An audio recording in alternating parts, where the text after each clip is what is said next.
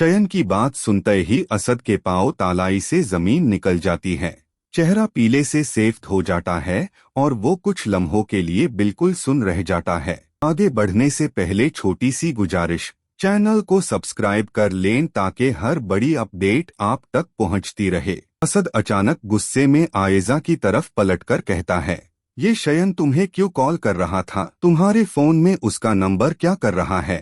आयेजा घबरा जाती है, हाथ कांपने लगते हैं और वो नजरें चुरा लेती है। वो सफाई देने की कोशिश करती है कि मजबूरी थी, लेकिन असद का भरोसा टूट चुका होता है। उसके जहां में गुजारे हुए सारे लम्हे एक झूठ लगने लगते हैं।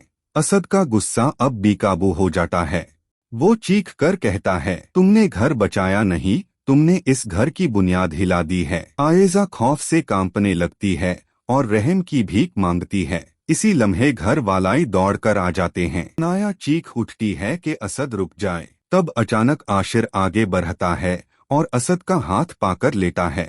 सख्त मगर पुरएतमाद आवाज में वो कहता है, बस कीजिए असद भाई, अगर गलती हुई है तो फैसला कानून करेगा, हम नहीं। सब लोग हैरत से आशिर को देखते हैं। फिर आशिर वजह अल्फाज में कहता है, आज के बाद मेरी बीवी पर कोई इल्जाम नहीं लगाएगा। वो ऐशाल के पास जाकर उसका हाथ थाम लेता है और कहता है, मुझे तुम पर शक करके सबसे बड़ी गलती हुई, अब मैं तुम्हारे साथ हूँ। ऐशाल की आंखों से आंसू बह जाते हैं, मगर इस दफा सुकून के। दूसरी तरफ अनाया रोहन के करीब जाकर कांपती आवाज में कहती है कि वो एक और मौका चाहती है।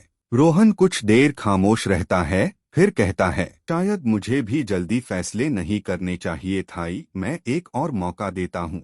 आयेजा को घर से बाहर ले जाया जाता है।